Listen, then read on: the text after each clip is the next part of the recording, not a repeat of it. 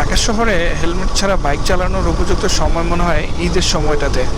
এই সময় মনে হয় সার্জেন্ট তাদেরকে কিছু বলে না, অথবা সার্জেন্ট রাস্তাঘাটে তেমন সার্জেন্টও দেখলাম না।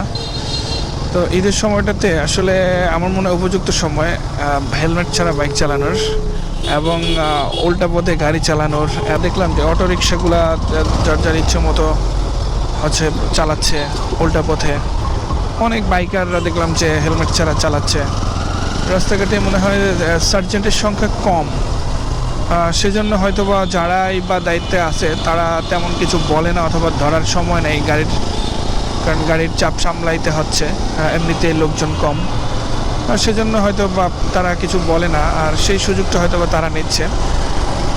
আমি বারবার একটা কথা বলি যে আসলে হেলমেট কিন্তু সার্জেন্ট থেকে বাঁচার জন্য না, হেলমেটটা আমাদের নিজেদের সেফটির জন্য। আল্লাহ না করুক যদি কোনো দুর্ঘটনা হয়, তখন এই হেলমেট কিন্তু আপনাকে বাঁচিয়ে দিতে পারে।